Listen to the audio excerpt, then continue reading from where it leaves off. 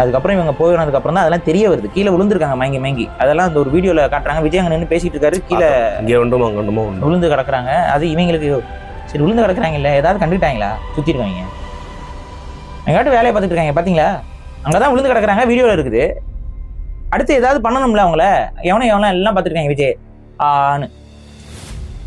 சரி, அப்போ இப்போ இவரோட நேரம் இவ்வளோ லேட்டாக வந்தது, அது ஒரு பெரிய மிஸ்டேக். அதுக்கு விஜய் தான் பொறுப்பு, அது வேறு யாரும் பொறுப்பு இல்லை. அதுக்கு அவர் மன்னிப்பு கேட்டு தான் தீரணும். சரி, இன்னொன்று என்னென்னா, நீங்கள் அந்த கூட்டத்துக்கு அங்கே வரீங்க, உங்கள் கூட்டத்துடைய அன்கன்ட்ரோலபிளான ஒரு விஷயத்த நீங்கள் பார்க்குறீங்க.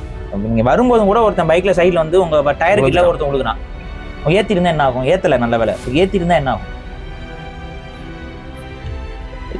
இப்படி வர்றது வந்து தப்பு அப்படிங்கிறது நீங்கள் தானே சொல்லி புரிய வைக்கணும். அப்படி வரலைன்னா வண்டி நிப்பாட்டிக்கோங்க, நான் வரமாட்டேன்டா போங்கடான்னு சொல்லுங்க.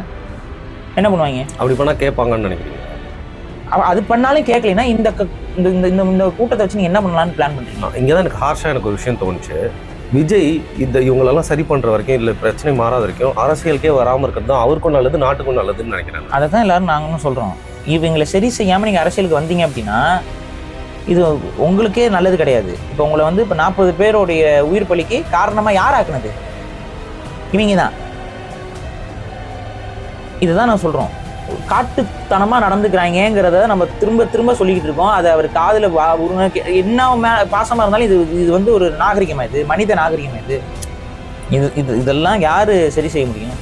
நம்ம பேசலாம், காரி துப்பலாம், யார் சரி செய்யணும்? விஜய் தான் சரி செய்யணும். அப்போ இந்த மாதிரியான மிஸ்டேக்ஸ் இவர் மேலே இருக்குது. ரெண்டாவது, இந்த முறை கூட்டத்தை இவ்வளோ நெருக்கடியாக காட்டணுங்கிற எண்ணம், சுயநலம் விஜய் அவர்களுக்கு இருந்திருக்க வாய்ப்புகள் 100% இருக்குது. ஏன் நான் சொல்கிறேன்னா, அதுக்கு முன்னாடி வந்து நாகப்பட்டினத்தில் இவருடைய கூட்டம் குறைஞ்சிருச்சுன்னு ஒரு விமர்சனம் வச்சு கவனிச்சிங்களா?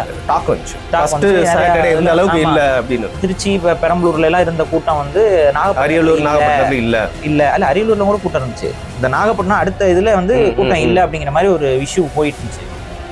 அப்போ உடனே இந்த வாரம் வரதை நம்ம கூட்டத்தை ஹெவியாக காட்டணுங்கிறதுக்காக பக்கத்து மாவட்டங்கள்லேருந்து, எல்லா மாவட்டங்கள்லேருந்து நீங்கள் ஹெவியாக ஆளுகளை வந்து இது பண்ணி செட் பண்ணி எல்லாரும் வந்துருங்கன்னு சொல்லி எல்லாரையும் ஒருங்கிணைஞ்சு ஒரு பெரிய க்ரௌடை காட்டுறீங்க. அது பிரமிக்க வைக்கக்கூடிய கூட்டமாக தான் இருந்துச்சு, அதில் மாற்றுக்கிறதே கிடையாது.